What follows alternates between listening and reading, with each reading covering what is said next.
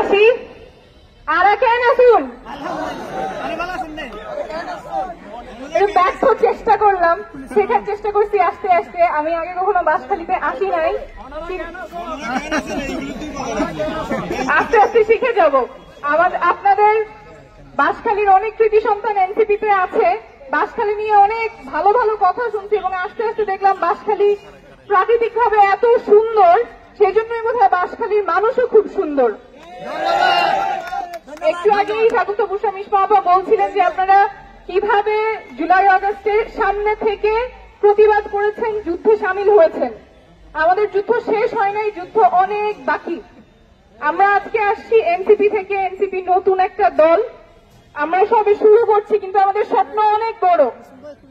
আমাদের দেশটা যে পচা ব্যবস্থার মধ্যে ছিল সেই ব্যবস্থা আমরা রাখতে চাই না, যেখানে দেশের নাগরিক রাষ্ট্র ব্যবস্থা হাজার হাজার নাগরিককে আহত করতেছে, যেখানে নিজের নাগরিক অন্ধ হয়ে যাচ্ছে, পঙ্গু হচ্ছে রাষ্ট্র ব্যবস্থার কারণে, সেই ব্যবস্থায় আমরা আর ফেরত যেতে চাই না।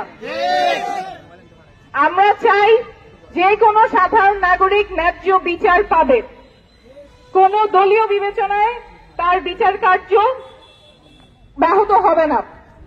আমরা চাই আমাদের নতুন বাংলাদেশে শিক্ষা স্বাস্থ্য কোনো পণ্যে পরিণত হবে না, সবাই সুশিক্ষার অধিকার রাখে, পকেটে টাকার অভাবে কেউ চিকিৎসার অভাব ভোগ করবে না, সবার জন্য সুচিকিৎসা নিশ্চিত হবে নতুন বাংলাদেশে। আমাদের এই বড় স্বপ্ন পূরণ করতে আপনাদের সবাইকে একসাথে কাজ করতে হবে। একটু আগে আশাদ ভাই বলছিলেন যে রাজনীতি করতে এসে আমরা দেখতেছি যে রাজনীতি কেমন ছিল আগে, কেমন আমরা স্বপ্ন দেখতে চাই। একটা ধারণা আমাদের মধ্যে আছে যে সব রাজনৈতিক দল বোধহয় এক, কেউ মানুষের স্বার্থে কাজ করে না, সব নিজের স্বার্থে কাজ করে। আমরা সেটা বদলে দিতে চাই। এনসিপি কাজ করবে জনগণের স্বার্থে, এনসিপি কাজ করবে নাগরিক মর্যাদা এবং অধিকার রক্ষার স্বার্থে। এই কাজে আপনারা আমাদের সাথে থাকবেন এবং জুলাই আগস্টে যেভাবে নারীরা সামনে ছিল, আপনারা চেষ্টা করবেন যাতে নারীরাও এই যুদ্ধেও একদম অগ্রভাগে থাকতে পারে।